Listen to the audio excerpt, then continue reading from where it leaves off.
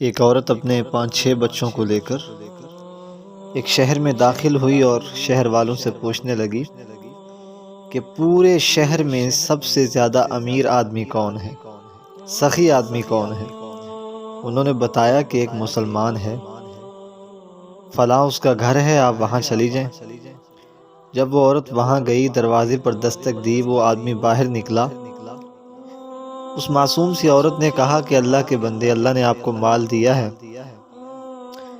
ہم فقیر لوگ ہیں، میں بوڑھی عورت ہوں، یہ 5-6 بچے ہیں، میرے شوہر کا انتقال ہوا، کھانے کے لیے ہمارے پاس کوئی چیز موجود نہیں، 3 دن کا فاقہ ہے، کچھ کھایا پیا نہیں۔ ہم آپ سے سوال کرتے ہیں، جو اللہ نے آپ کو مال دیا ہے نا، اس مال میں سے کچھ ہمیں بھی عطا کر دیجیے۔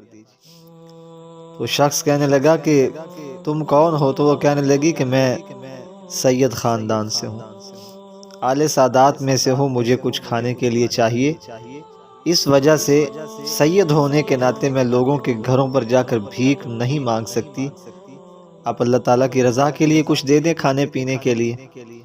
تو وہ کہنے لگا اچھا تم سید خاندان سے ہو، اچھا تمہارے پاس گواہ ہیں کہ تم سید خاندان سے ہو؟ کوئی گواہ لے کے آؤ کہ تم سید خاندان سے ہو۔ وہ عورت کہنے لگی کہ اس شہر میں میں اجنبی خاتون ہوں، مجھے کوئی جاننے والا نہیں، میں تمہیں کہاں سے گواہ ڈھونڈ کر لا کے دوں، وہ بتائیں تمہیں کہ میں سید ہوں؟ تو کہنے لگا اگر گواہ نہیں پیش کر سکتی تو میں تیرا اعتبار کیسے کروں، یہاں سے چلی جا، تمہیں کچھ بھی نہیں دوں گا، تو جھوٹ بولنے والی۔ تو وہ عورت واپس آ گئی۔ اسی شہر کے اندر ایک عیسائی آدمی تھا، اللہ پاک نے اس کو بھی مال و دولت سے نوازا تھا۔ تو اس کو جب پتہ چلا کہ ایک عورت ہے اور وہ مسلمان کے ہاں گئی ہے، اس نے اس کو دھتکار دیا ہے، تو وہ کہنے لگے کہ اس عورت کو جو ہے میرے پاس لے کے آؤ۔ لوگ اس عورت کو بتانے لگے کہ یہاں پر ایک عیسائی ہے، آپ اس کے ہاں پناہ لے لیں، وہ آپ کو کھانے پینے کے لیے کچھ دے دیں گے، اللہ پاک نے اس کو بھی بڑا مال دیا ہے۔ وہ عورت بیچاری مجبور تھی، وہ اس عیسائی کے پاس چلی گئی۔ تو عیسائی نے اس کو اپنے ہاں قیام کروایا، اس کے بچوں کو کھانا کھلایا، ان کو الگ سے کمرہ دیا، ان کی رہائش کا بندوبست کیا۔ رات کو وہی آدمی جو مسلمان تھا، سخی تھا، وہ سویا۔ خواب کے اندر نفسا نفسی کا عالم ہے، فرشتے بعض لوگوں کو پکڑ کر جہنم میں ڈال رہے ہیں، بعضوں کو پکڑ کے جنت میں داخل فرما رہے ہیں۔ یہ آدمی، اس کے پیچھے بھی فرشتے آ رہے ہیں، یہ دوڑا جا رہا ہے۔ اللہ کے نبی صلی اللہ علیہ وسلم کی ملاقات ہوئی، کہنے لگا یا رسول اللہ میں بھی جنت میں جانا چاہتا ہوں۔ اللہ کے نبی صلی اللہ علیہ وسلم نے فرمایا اچھا تو جنت میں جانا چاہتا ہے، تو جنت میں جانے کے لیے تو مسلمان ہونا ضروری ہے، مسلمان ہونا شرط ہے۔ فوراً کہنے لگا یا رسول اللہ میں مسلمان ہوں۔ تو اللہ کے پیغمبر صلی اللہ علیہ وسلم نے فرمایا بھائی تمہارے پاس کوئی گواہ موجود ہیں کہ تم مسلمان ہیں؟ میں تیرا یقین کیسے کر لوں؟ گواہ لے کے اپنے اسلام پر، وہ تیری گواہی دیں کہ تو واقعتاً مسلمان ہے۔ دائیں بائیں دیکھا، یا رسول اللہ یہاں میں گواہوں کو کہاں تلاش کروں؟ تو اللہ کے نبی صلی اللہ علیہ وسلم نے فرمایا کہ یہ معاملہ میرا نہیں تمہارا ہے، گواہ لے کے آؤ تو میں تمہارا اعتبار کروں گا۔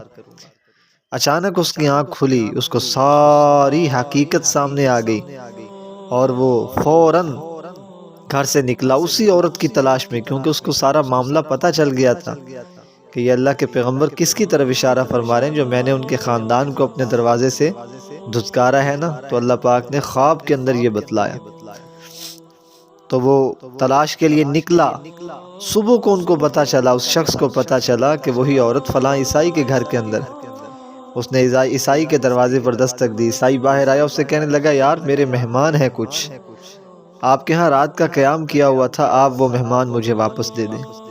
تو عیسائی کہنے لگا کہ جو رات تم نے خواب دیکھا ہے نا، وہاں پر میں بھی یہی خواب دیکھ رہا تھا۔ ان مہمانوں کی وجہ سے، اللہ تعالیٰ کے نبی صلی اللہ علیہ وسلم کی اولاد کی خدمت کی وجہ سے، اللہ کے نبی صلی اللہ علیہ وسلم نے ہمارے لیے شفاعت کی ہے، اللہ نے ہمیں دائرہ اسلام میں داخل فرما لیا، اب اتنے قیمتی مہمان میں تمہیں نہیں دے سکتی۔